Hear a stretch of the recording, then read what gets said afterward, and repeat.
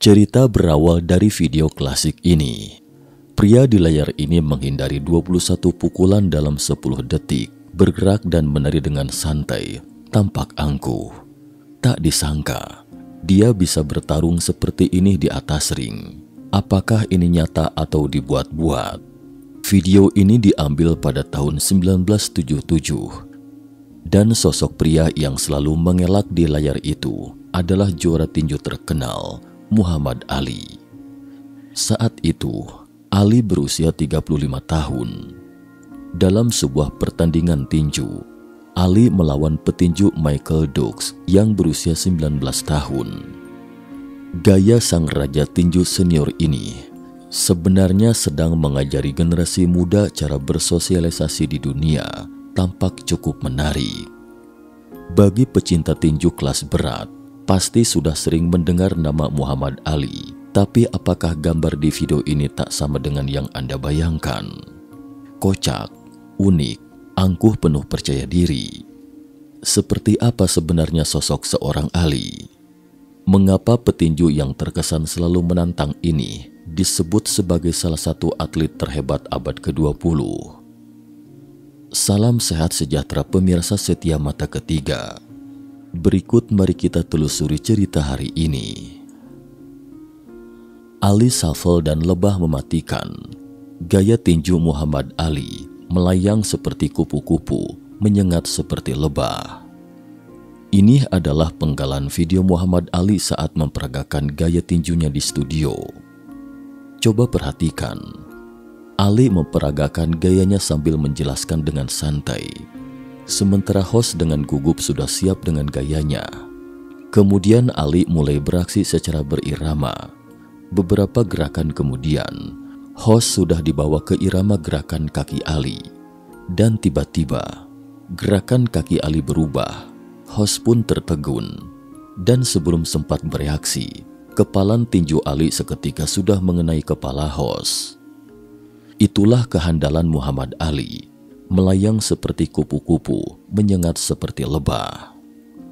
Meski Ali memiliki tinggi 1,91 meter dan berat 100 kg di atas ring, namun ia bisa bergerak lincah seperti kupu-kupu. Selain itu, dengan jangkauan lengan 2,03 meter dan kecepatan gerak yang menakjubkan, dia bisa memukul lawan bagaikan lebah beracun. Coba kita saksikan lagi langkah tarian Ali, tampak spontan. Saat itu Ali baru berusia 24 tahun ketika video ini dibuat dalam masa jayanya dan sangat populer. Namun tidak ada yang menyangka, ketika Ali berusia 25 tahun, tiba-tiba banyak orang mulai tidak menyukainya. Media juga mengecam Ali. Pemerintah federal mencabut lisensi tinjunya. Bahkan ada yang membakar rumahnya dengan maksud melenyapkannya dan pernah dijebloskan ke penjara oleh FBI. Mengapa bisa begitu? Ternyata semua ini ada hubungannya dengan bocah gila bernama Cassius Marcellus Clay Jr. Bocah gila Clay. Waktu kita tarik mundur ke masa Ali berusia 22 tahun, yaitu pada tahun 1964. Pemuda kulit hitam yang terus mengoceh di layar ini adalah Clay, atau nama lengkapnya Cassius Marcellus Clay Jr. Dia berkata, "Clay swings with his left, Clay swings with his right." Jingle atau nada pendek pria itu sangat berirama dan sangat serasi dengan ekspresinya. Bukankah sangat mirip dengan si mulut besar Conor Anthony McGregor saat ini? Benar, pria itu juga petinju bermulut besar. Maksud mulut besar di sini adalah nada bicara yang menghina lawannya. Meski baru berusia 22 tahun, namun ia berteriak-teriak dengan lantang pada juara dunia kelas berat saat itu, Sonny Liston, yang telah memenangkan sabuk emas 2 kali berturut-turut, dan jelas Liston tidak akan menggubris bocah gila itu. Tapi Clay Jr. tidak menyerah. Dia memodifikasi sebuah van dengan 2 karakter besar tercetak di atasnya. Juara tinju Liston akan KO dalam 8 ronde. Liston tetap saja tidak menanggapinya. Clay Junior mengajak sekelompok temannya mengikuti Liston dengan mobil, terus berputar di depannya, dan memprovokasinya dengan megafon. Akhirnya ketika membuntuti hingga ke Las Vegas, Liston pun tidak tahan lagi. Dia mencabut pistolnya dan melepaskan 2 tembakan untuk menakut-nakuti gerombolan nakal itu. Siapa bocah gila Clay ini? Sebenarnya, dia adalah Ali yang belum terkenal. Lahirnya nama Ali ini juga dikarenakan pertandingan tinju yang akan datang. Clay, si bocah gila, akan menantang juara tinju senior, Sonny Liston. Bisakah Clay atau Ali ini menang? Mengapa Ali menantang juara tinju senior Liston dengan cara yang tidak elok? Kisah di balik ini berawal dari musim dingin di tahun 1942. 1942, Kentucky AS. Pada Januari 1942, Clay Junior, nama panggilan Ali, lahir di Kentucky AS. Saat itu, segregasi rasial di Kentucky masih sangat serius. Restoran tidak terbuka untuk orang kulit hitam dan ada tempat khusus untuk orang kulit hitam di bus. Clay dan adiknya tidak boleh bersekolah dengan anak kulit putih. Ayah Ali menghidupi keluarga dengan mengecat papan reklame dan papan nama. Sementara ibunya, Odessa Grady Clay, bekerja sebagai pembantu rumah tangga, tetapi gajinya hanya sedikit lebih tinggi daripada gaji seorang budak di masa lalu. Clay Junior tumbuh besar di lingkungan yang diskriminatif. Ketika berumur 12 tahun, Clay Junior dan teman-temannya bermain di pusat kota dengan sepeda. Di depan sebuah gedung, mereka tergoda dengan poster permen gratis. Namun ketika mereka keluar setelah makan permen, mereka menemukan sepeda mereka telah hilang dicuri. Belakangan dalam wawancaranya, Ali mengatakan, saat itu gerimis, sepeda itu adalah hadiah Natal dari ayahnya yang menghabiskan banyak uang untuk itu. Ali pun dengan cemas bertanya kepada orang-orang yang lewat, di mana kantor polisi? Pejalan kaki mengatakan di ruang bawah tanah gedung ini. Tetapi ketika tiba di ruang bawah tanah, Clay Junior tidak melihat petugas polisi, melainkan sekelompok anak-anak yang sedang berlatih tinju. Clay Junior menghampiri dan bertanya, "Siapa polisi di sini?" Pada saat itu, seorang pria bernama Joe Martin keluar dari balik karung pasir tinju. Dia menunjukkan lencana polisinya. Clay Junior kemudian melaporkan bahwa sepedanya baru saja dicuri. "Anda harus membantu saya menangkap pencuri itu. Saya pasti akan memukulnya." Sambil berkata, Clay Junior mengayunkan sepasang tinjunya dengan emosi. Polisi Joe tersenyum dan berkata, "Anak muda, saya lihat kamu memiliki tulang yang unik. Kalau mau menangkap pencuri, bagaimana kalau bergabung dulu dengan kami, berlatih tinju?" Ternyata selain menjaga keamanan dan ketertiban umum di lingkungan sekitar, Joe Martin juga mengajari tinju pada anak-anak di waktu luangnya. Joe sekilas melihat bakat Clay Junior di atas ring tinju. Adapun Clay Junior, dia sudah terpesona oleh deruan suara lompat tali, gebukan suara karung pasir yang dipukul, bau keringat dan ramuan di udara. Lalu Clay Junior pun langsung mengisi formulir. Dan setelah pulang ke rumah, dia mengatakan kepada orang tuanya bahwa dia ingin berlatih tinju dengan Joe Martin, polisi setempat. Meskipun Clay Junior telah tumbuh besar dengan tinggi badan 1,7 meter pada saat itu, tapi beratnya hanya 40 kg. Di satu sisi, orang tuanya ingin dia tetap bugar dan sehat, tetapi di sisi lain, mereka juga khawatir Clay Junior akan terpengaruh oleh kawanan gangster, hingga akhirnya memberikan dukungan penuh keinginannya. Sejak saat itu, raja tinju masa depan kita, Ali, naik ke atas ring untuk pertama kalinya pada usia 12 tahun. Bintang bola basket Kobe Bryant pernah mengatakan, Pernahkah Anda menyaksikan Los Angeles pukul 4 pagi? Faktanya, anak-anak orang miskin jauh lebih cepat memikul tanggung jawab keluarga sejak dini. Tidak terkecuali Clay Jr. yang baru berusia 12 tahun saat itu. Dia tahu bahwa bergabung dengan kamp pelatihan Joe adalah kesempatannya untuk mengubah nasib. Dia harus bekerja lebih keras dari yang lain. Selanjutnya, terkait proses latihannya, saya pikir tidak perlu saya beberkan secara detail di sini. Olimpiade musim panas 1960 di Roma, Italia. Debut profesional Joe Martin yang direncanakan untuk Clay Jr. sangat rasional.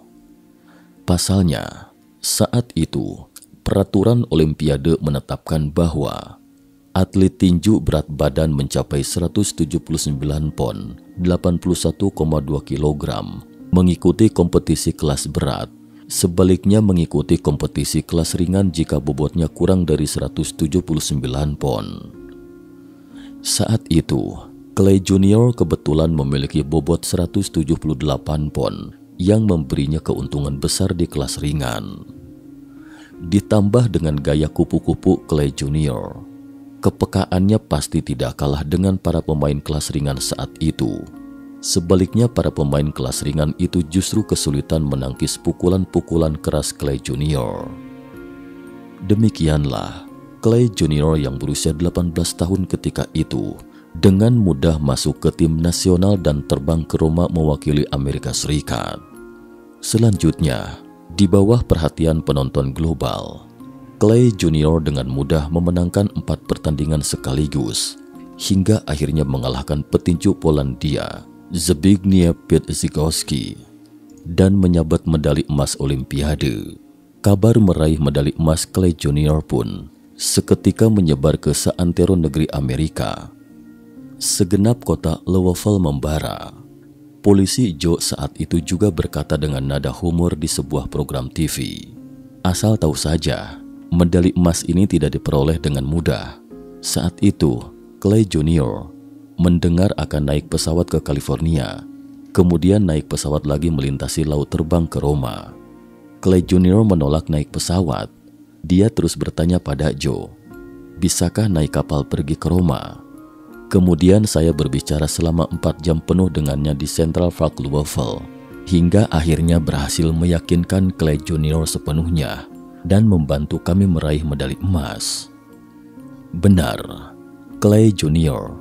yang berusia 18 tahun ketika itu pertama kali naik pesawat, dia mengidap gejala fobia terbang serius. Pada malam memenangkan medali emas, Clay Jr. memakainya selama 48 jam tanpa melepasnya. Dia pernah berkata dalam sebuah wawancara, "Medali emas itu sangat menyebalkan, apalagi saya tidak terbiasa tidur terlentang. Jadi selama 48 jam itu, saya memakainya dan tidak tertidur sama sekali. Tetapi tidak masalah, saya kan juara Olimpiade," kata Ali. Setelah kembali ke Amerika, Clay Jr. merasa telah menjadi figur publik, bak seorang pahlawan. Dari gubernur hingga warga biasa, semua orang ingin berfoto dengannya yang mengenakan medali emas. Dia selalu sibuk menorehkan tanda tangan kemanapun dia pergi. Kaum berada di Louisville saling berebut untuk menandatangani kontrak dengannya, dan media pun tidak mau ketinggalan dengan berita medali emas ini adalah hadiah terbesar yang pernah dibawa ke Louisville oleh seorang anak kulit hitam, Clay Jr. Clay Jr. merasa masyarakat akhirnya memperlakukannya dengan adil. Tetapi di saat larut dalam kegembiraan ini, terjadilah sesuatu. Medali emas yang hilang. Belakangan, Ali mengatakan dalam sebuah acara, hari itu sambil mengenakan medali emas, dia mengajak beberapa temannya ke sebuah restoran di pusat kota untuk makan. Dalam benaknya saat itu, Ali berpikir, sekarang dia bisa memberikan kebebasan nyata kepada rekan-rekan sesama kulit hitam. Sekarang aku adalah juara dunia dan peraih medali emas Olimpiade. Kemudian Ali berkata, "Aku ingin secangkir kopi dan seporsi hotdog." Tapi wanita pemilik restoran itu berkata, "Kami tidak menjual kepada orang kulit hitam." Ali sangat kesal dan merespon, "Aku tidak makan orang kulit hitam, aku ingin kopi dan hotdog." Di lokasi itu, teman-temannya pun tak bisa menahan tawa gelinya. Mereka berpikir Ali menceritakan lagi lelucon lucu lainnya. Tetapi pada kenyataannya, ekspresi Ali seketika membeku saat itu.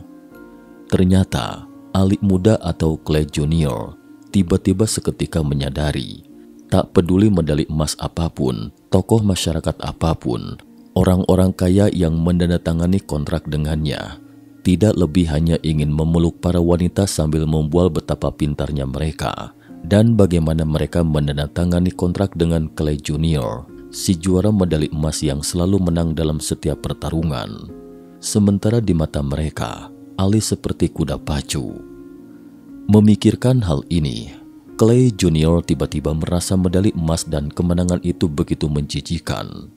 Kejayaan di depannya itu sedikit pun tidak dapat mengubah situasi dirinya dan rekan sekaumnya.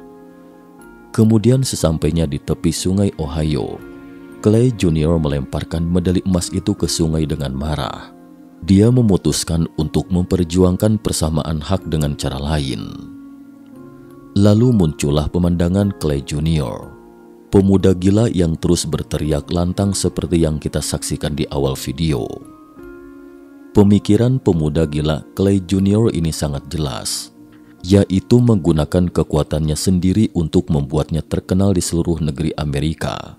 Kemudian menggunakan keterampilan lidahnya yang sensasional untuk meraih perhatian publik yang lebih luas.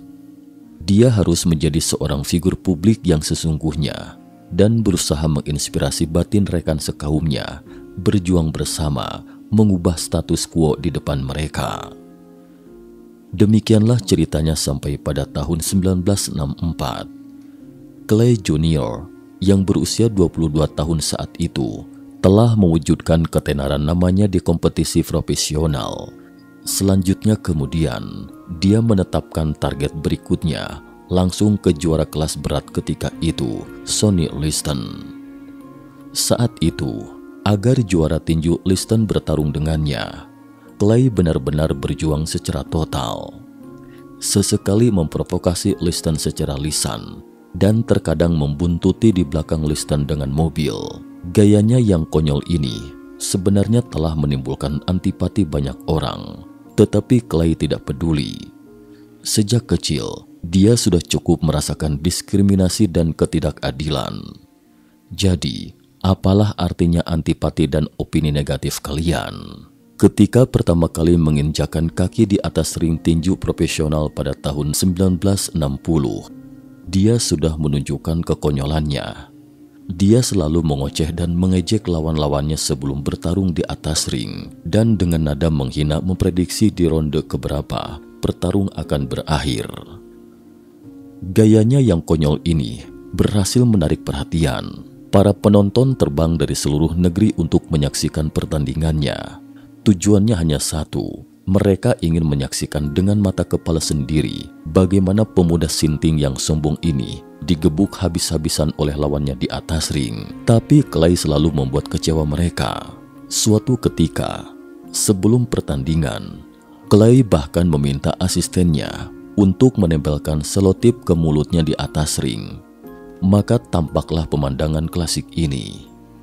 Di kesempatan lain, pada tahun 1962, Clay menantang Archie Moore, juara ganda kelas berat ringan terlama dalam sejarah. Dan lagi-lagi, Clay menyindir lawannya sebelum pertandingan, bahwa pertandingan akan berakhir di ronde keempat. Moore tua tidak bisa dibandingkan dengan George Logan dan Don Warner. Mereka berdua KO di ronde keempat. Apalagi Moore tua, memangnya mampu melawan aku sampai ronde kelima. Ini benar-benar nada yang penuh kebencian. Tetapi kemudian Clay menambahkan, sebaiknya kalian tidak menutup pintu keluar stadion dan siapkan ambulans di ronde keempat. Begitulah puluhan ribu penonton memusatkan fokusnya pada Archie Moore. Mereka berteriak, robek mulut si bocah gila itu. Namun mertua saat itu sudah berusia 46 tahun dan benar saja dia ditaklukkan Clay di ronde keempat. Clay terus berteriak setelah pertandingan. Jika bukan karena sudah memprediksi sebelumnya, dia akan membuat KO lawannya di ronde pertama. Bocah gila, bukankah ini terlalu berlebihan? Apakah Anda tidak takut dengan prediksi yang memalukan lawan seperti itu? Suatu ketika, Ali yang menjadi terkenal menjawab pertanyaan ini secara langsung, mengatakan, "Takut? Tentu saja takut.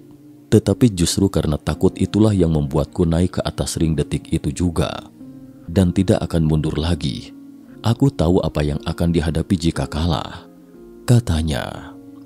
Demi menantang Liston, bocah gila yang sombong itu bahkan muncul di atas panggung dengan mahkota di kepalanya sebelum pertandingan di babak lain dan menyatakan dirinya sebagai raja kelas berat tanpa mahkota. Sementara itu, Liston sama sekali tidak berani bertarung. Padahal, lawan dalam pertandingan ini tak kalah perkasa dari Liston dan merupakan juara kelas berat Inggris saat itu, Henry Cooper. Dalam pertandingan ini adalah pertarungan pertama Clay di luar negeri dan disiarkan langsung secara global. Dia muncul di atas panggung dengan mahkota di kepalanya hanya agar dirinya diperhatikan oleh seluruh dunia. Benar saja, Clay mengakhiri pertarungan itu hanya dalam 5 putaran. Di antara kerumunan penonton, seorang siswa Arab yang membolos hanya untuk menyaksikan pertandingan berharap tanda tangan dari Clay, dan Clay dengan bangga menandatangani untuknya. Belakangan, ketika keduanya bertemu lagi, siswa Arab itu telah menjadi pemimpin terkenal sebuah negara, yaitu Muammar Gaddafi. Itulah Clay. Dia menggunakan kekuatan dan seni pertunjukannya hingga berhasil menunjukkan diri ke dunia. Dia membutuhkan bola mata dan perhatian karena dia akan melakukan sesuatu yang lebih menggemparkan lagi. Kelahiran Ali. Kita kilas balik sejenak ke 25 Februari 1964. Pertarungan abad ini antara bocah gila Clay dan juara tinju tua Liston akhirnya ditabuh. Sebelum pertandingan, Liston mengatakan dengan nada dingin bahwa dia akan memberi kesempatan kepada istri Clay untuk menjadi janda. Di atas ring, Liston bagaikan banteng liar. Setiap pukulannya ganas. Tetapi Clay tahu bahwa untuk petinju kelas berat, mengayunkan pukulan kosong itu sangat melelahkan. Jadi Clay memutuskan menggunakan gaya memutar dulu untuk menguras energi lawannya. Liston terus berusaha mendesak Clay ke sudut. Tetapi Clay selalu melayang ke tengah ring seperti kupu-kupu, menari-nari dengan anggun. Dan sebelum akhir ronde pertama, pukulan Clay berhasil mengenai kepala Liston. Clay diam-diam merasa senang.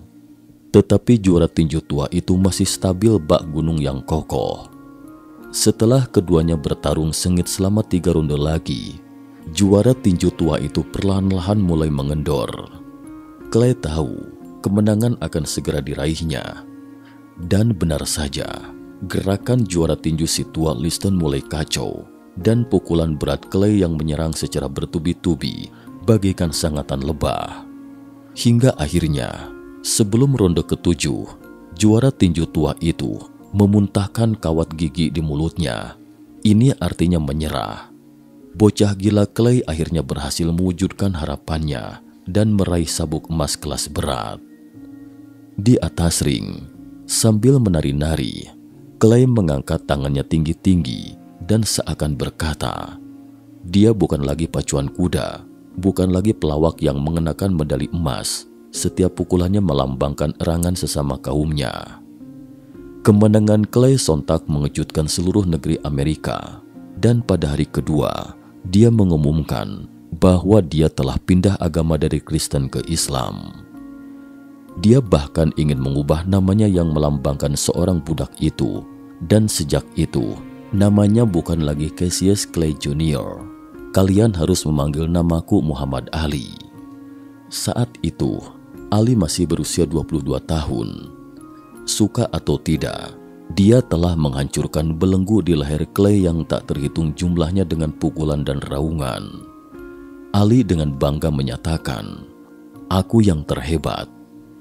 Dia dijunjung tinggi oleh pengagumnya.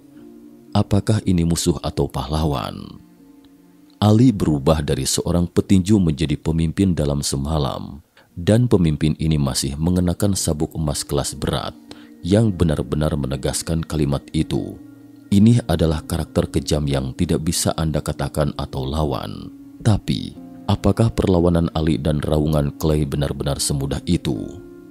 Jelas, tusukan dari belakang terbang dengan cepat, dan tak lama kemudian, insiden lain kembali mendorong Ali ke opini publik.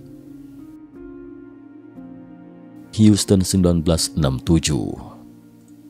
Tahun itu, Ali yang berusia 25 tahun akan menghadapi Torell di Houston, seorang petinju tak terkalahkan selama 5 tahun berturut-turut. Torell lebih tinggi setengah kepala, 3 inci 7,6 cm dari Ali, dan dianggap sebagai petinju yang paling tangguh setelah Liston untuk dihadapi Ali. Sebelum pertandingan, media memprediksi bahwa pertandingan itu akan menjadi pertarungan yang penuh ketegangan. Banyak orang ingin menyaksikan langsung dengan mata kepala sendiri bagaimana Torell akan menjatuhkan keangkuhan Ali yang berlebihan.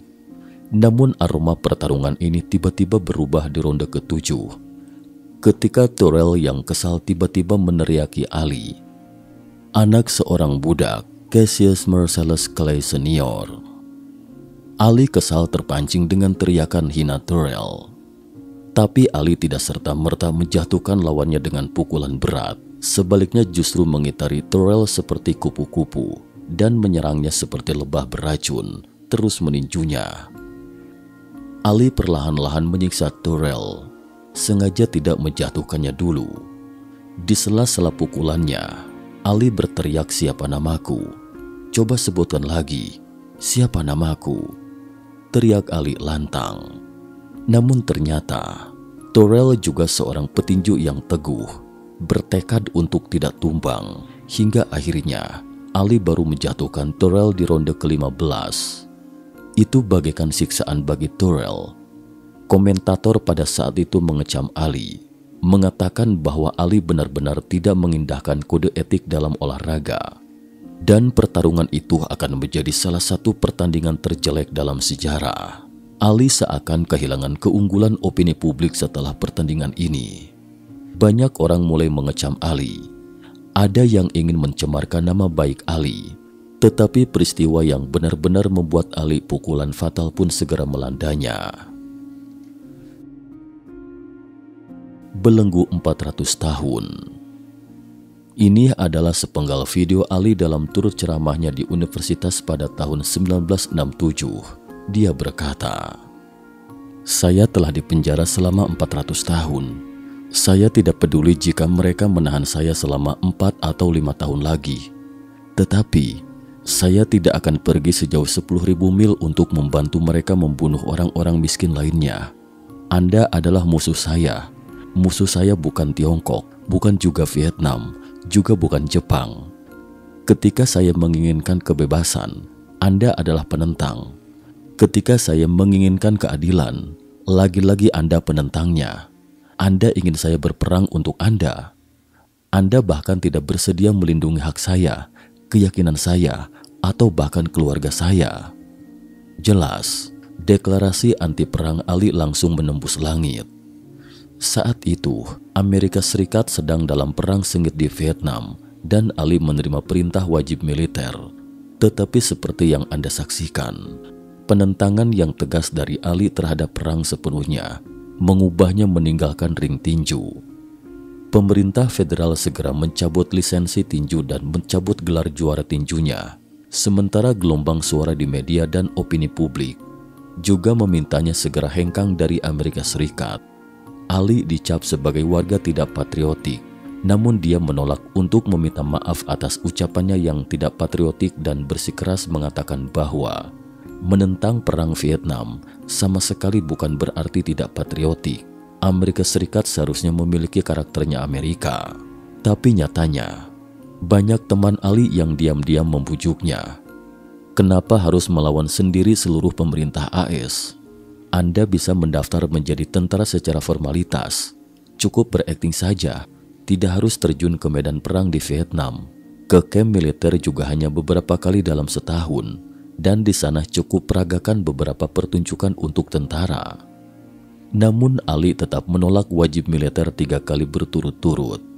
Selanjutnya, Ali ditangkap oleh FBI dan terancam hukuman 5 tahun penjara. Ali tetap menolak menerimanya dan dengan berani menggugat seluruh pemerintah federal Amerika. Begitulah Ali meninggalkan dunia tinju di masa-masa jayanya, membawa tim dan keluarganya, menanggung biaya hidup dengan berceramah di berbagai universitas. Meski dalam pengasingan, Ali tetap bersuara untuk rekan sekaumnya dan dengan tegas menentang perang. Sementara itu, masyarakat Amerika sendiri juga sedang mengalami perubahan diam-diam saat itu. 3 tahun kemudian,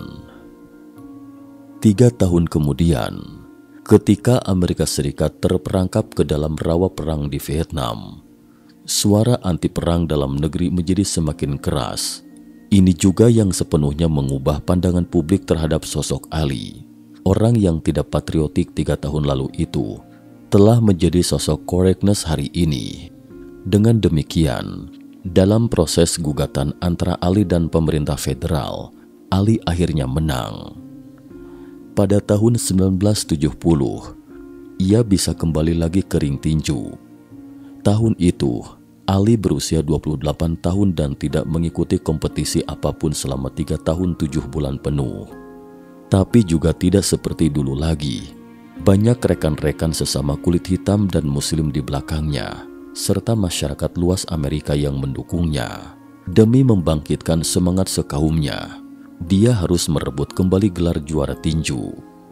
Alhasil, Ali mulai kembali berlatih di bawah tekanan yang sangat besar ini. Pada Oktober 1970, ia resmi kembali ke atas ring. Langkah kakinya tetap lincah. Ia menjatuhkan lawannya 2 kali berturut-turut di atas ring. Banyak orang yang terinspirasi oleh raungan Ali setelah bangkit kembali, dan mereka tahu juara tinju yang tak terkalahkan itu akan segera kembali. Lalu, duel antara juara tinju senior pun junior kembali menarik perhatian publik. Hanya saja kali ini, yang berperan sebagai juara tinju senior adalah Ali yang berusia 28 tahun. Sedangkan juara tinju junior adalah Joe Frazier yang berusia 27 tahun, yang juga tidak pernah kalah dalam pertarungan. Namun, Ali kalah dalam pertarungan ini. Bagaimanapun, Ali telah meninggalkan ring tinju selama 3 tahun. Dalam pertarungan ini, setelah 15 ronde pertarungan sengit, Ali kalah poin dari Frazier. Ini adalah kekalahan pertama Ali dalam karirnya. Namun meski demikian, Ali tidak jatuh.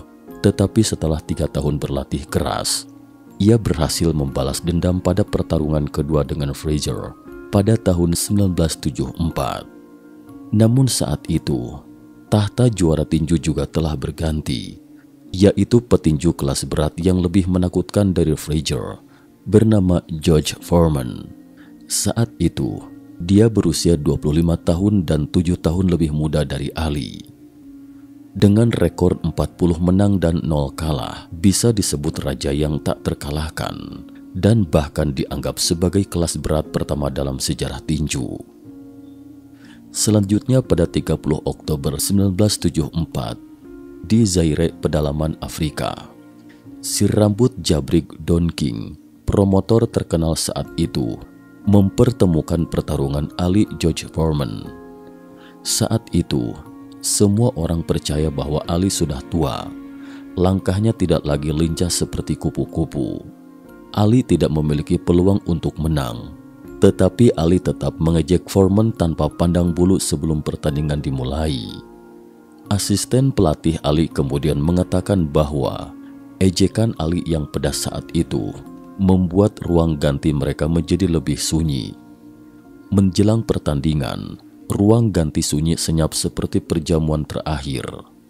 Setelah lama membisu dalam keheningan, Ali tiba-tiba berkata, "Kenapa kalian semua tampak murung?"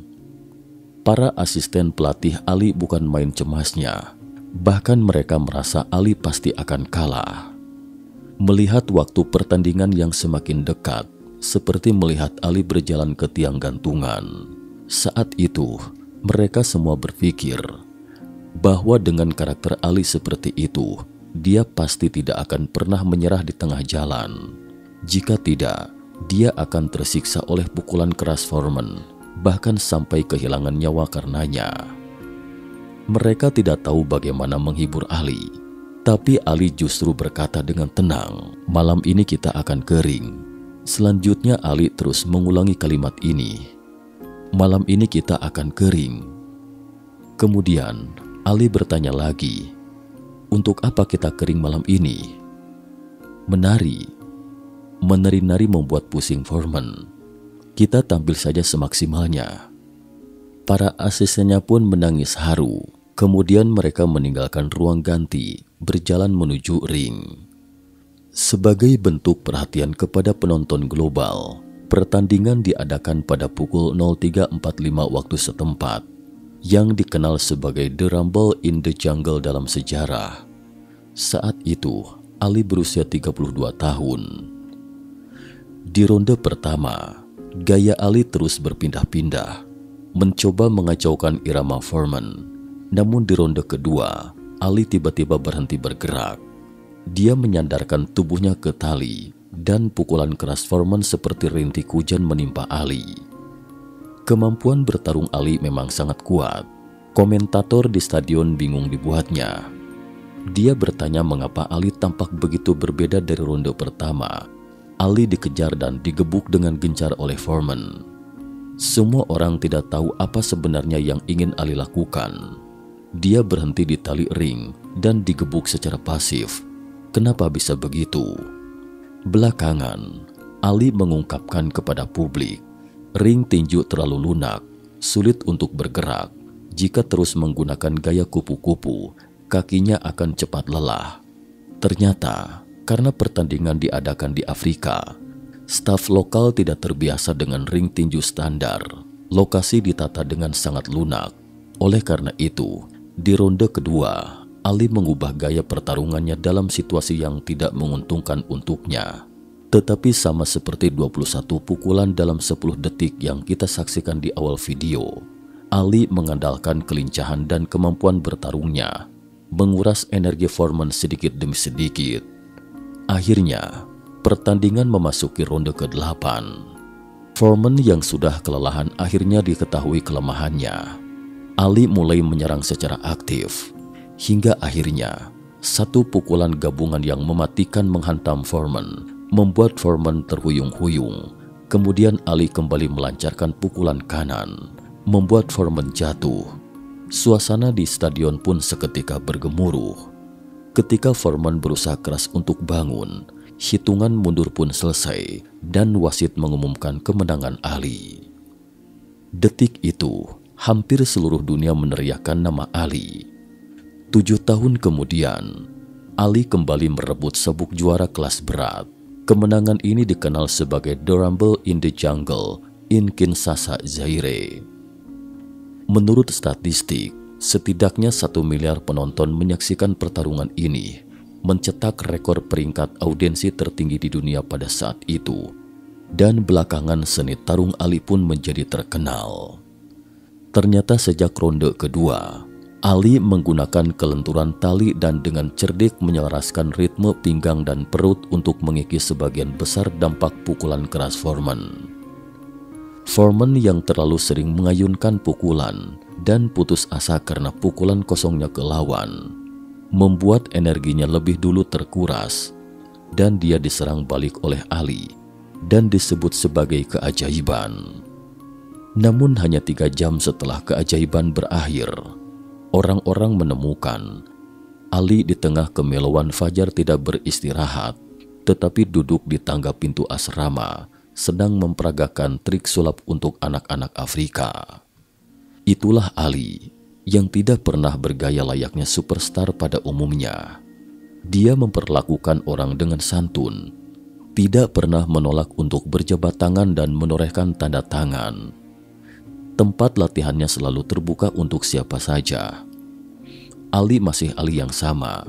Dari seorang petinju kelas berat, dia secara bertahap menjadi seorang pemimpin. Dia tetap bersemangat dalam kegiatan sosial, bersuara untuk kaum yang rapuh, membantu orang-orang cacat, dan memperjuangkan hak-hak untuk rekan sekaumnya. Selain itu, di atas ring tinju, tampak pemandangan seperti di awal video. Dia masih menyimpan sabuk emasnya dan selalu ada pendatang baru datang untuk menantangnya. Tapi Ali akan menyemangati kawanan generasi baru itu dengan pertunjukan kocak 21 pukulan 10 detik. Selama kurun waktu itu, meski Ali juga pernah sekali kehilangan sabuk emasnya, namun ia masih mampu merebut kembali sabuk emas di usia 36 tahun dengan kekuatannya dan dinobatkan sebagai juara kelas berat untuk ketiga kalinya. Setelah 3 kali dianugerahi gelar bergengsi itu, Ali mengumumkan pengunduran dirinya. Pada tahun 1978 saat itu, tiba-tiba terjadi sesuatu yang aneh pada tubuh Ali. 29.000 kali pukulan serius. Menurut statistik, Ali menderita setidaknya 29.000 pukulan hebat di kepala selama 24 tahun perjalanan karirnya. Hal ini mungkin telah menyebabkan kerusakan pada otaknya. Dampaknya mungkin tidak terasa semasa muda, tetapi ketika Dewa Waktu mengangkat pisau jagal, semua karma pada akhirnya harus ditebus. Sepasang tangan Ali mulai gemetar tanpa henti. Oleh dokter dia didiagnosis menderita gejala penyakit Parkinson. Namun pada saat itu, Ali masih dengan percaya diri mengatakan di program TV bahwa pertarungan sesungguhnya baru dimulai. Pertempuran melawan ketidakadilan, diskriminasi, kejahatan dan kemiskinan baru dimulai. Mengejar keadilan dengan sosok saya yang dikenal dunia. Lingkaran tali ring hanyalah ruang bersantai. Seluruh dunia barulah panggung yang sebenarnya. Saya hanya membuka gerbang dunia melalui tinju. Bukankah dikatakan bahwa hidup baru dimulai pada usia 40? Saya baru berusia 39 tahun, kata Ali saat itu. Nada bicaranya selalu humoris. Namun siapa sangka, ketika Ali berusia 40 tahun, pasangan latihannya, Larry Holmes yang telah bersamanya selama 8 tahun, ternyata dihasut oleh seseorang dengan godaan segepok uang. Orang yang menghasut Holmes juga merupakan teman dekat Ali, bernama Don King, promotor yang membantu Ali mempertemukan duelnya dengan Holmes dalam pertarungan di Kinshasa, Zaire, Afrika. Dia memutuskan menggunakan Holmes untuk memeras nilai komersial terakhir dari Ali. Meskipun dia pernah bertarung berdampingan dengan Ali, tapi di matanya hanya ada uang. Benarkah Ali ingin pensiun? Maka kali ini adalah perangkap yang sengaja disiapkan untuknya demi uang. Belakangan, banyak orang yang menyebut pertarungan yang direncanakan Don King itu terlalu kotor. Tak seorang pun kecuali Don King yang sangat senang saat menyuruh Holmes menantang duel dengan Ali. Demi meminta Holmes mengalahkan Ali, Don King menggunakan trik di dalam dan di luar lapangan. Pertarungan ini kemungkinan besar diduga menjadi biang keladi dari penyakit Parkinson Ali. Selama kompetisi, Ali yang baru terbangun dari mimpi baru sadar dirinya telah dijebak, tetapi dia tetap bertekad lebih baik mati berdiri tegak daripada dirobohkan. Dia bukan kuda pacuan, bukan mangsa dalam jebakan uang. Ali bertekad untuk bertarung sampai detik-detik terakhir untuk menentukan kalah atau menang. Namun pada kenyataannya, penyakit Parkinsonnya telah membuatnya kehilangan kecepatan dan kekuatan, gemetar di lapangan seperti karung pasir besar yang berayun ke sana kemari. Selama proses itu, Larry Holmes bahkan meminta wasit untuk menghentikan pertarungan. Sementara itu, seorang bocah berusia 14 tahun yang sedang menyaksikan pertarungan di layar TV, diam-diam menanamkan benih balas dendam untuk Ali, idolanya saat itu. Nama bocah ini adalah Mike Tyson. Dan 8 tahun kemudian, Tyson akhirnya berhasil membantu Ali membalas dendam. Kisah ini penuh dengan riak. Singkatnya, setelah Ali mengalami jebakan ini, Parkinson yang dideritanya mulai memburuk, kemudian secara bertahap menghilang dari ring tinju. Sejak itu, Ali pun melibatkan diri dalam kegiatan kesejahteraan masyarakat di seluruh dunia. Ia tidak hanya berulang kali mengunjungi Afrika dan Amerika Latin, tetapi juga 2 kali mengunjungi Tiongkok pada tahun 1979 dan 1985. Ada yang mengatakan Ali adalah titisan keberanian. Dia sakit parah, tapi dia tetap mendedikasikan semua kekuatannya di depan umum. Banyak orang di seluruh dunia terinspirasi olehnya. Terlalu banyak orang memamerkan kekuatan liar mereka, tapi Ali bisa menginspirasi kekuatan batin orang lain. Namun momok penyakit tidak pandang bulu. Perlahan-lahan, penyakit Parkinson Ali semakin serius dan mulai berjalan dengan gemetar, bahkan kehilangan kemampuan untuk berbicara. Selanjutnya, tanpa terasa waktu bergulir ke tahun 1996. Pada upacara pembukaan Olimpiade Atlanta, orang-orang melihat Ali lagi. Tangannya terus gemetar, minyak panas dari obor menetes ke lengannya. Tapi dia menolak asisten lapangan. Dia ingin menggunakan tekadnya untuk menyemangati seluruh dunia lagi. Dia diam membisu dalam keheningan, mengangkat obor, kemudian menyalakan obor utama stadion. Saat itu, Ali berusia 54 tahun. Namun momok penyakit itu tetap saja menyiksa Ali. Ketika orang-orang melihatnya lagi, anak laki-laki generasi berikut Ali yang bernama Tyson melakukan langkah kupu-kupu di depannya. Meskipun Ali bisa melihat dan mengerti, tapi dia telah kehilangan kemampuan untuk bergerak dan berbicara. Ali tampak seperti orang tua yang layu, memberi isyarat dengan ekspresi mata dan gerakan paling sederhana. Pada tahun 2016, Ali yang berusia 74 tahun meninggal di sebuah rumah sakit di kota Phoenix setelah mengalami gangguan pernafasan. Konon wasiat terakhir Ali adalah, "Tujuan saya sekarang adalah membantu orang lain dan siap untuk terbebas dari siksaan dunia." Ali membiarkan semua orang menghadiri upacara pemakamannya. Dia ingin orang-orang tahu bahwa dia adalah sosok yang tak tergantikan. Terakhir, ratusan ribu orang dari Louisville, kampung halamannya Ali, datang mengantar Ali untuk terakhir kalinya. Pada upacara belasungkawa, Presiden AS Barack Obama saat itu mengirimkan pidato duka cita. Ali telah memberi kita masing-masing mimpi besar. Selama kita bertahan, kita pasti akan menang, dan meski presiden pun tidak terkecuali, kata Obama dalam pidato duka citanya. Itulah kisah hidup Muhammad Ali, sebuah kisah tentang kegigihan dan keberanian, dan semoga tak pernah pudar. Ternyata juara tinju Ali dan raja sepak bola Pele adalah kisah yang menginspirasi. Cukup sekian dulu topik kita hari ini. Jika suka dengan video mata ketiga, jangan lupa like, subscribe, dan share. Terima kasih atas perhatiannya.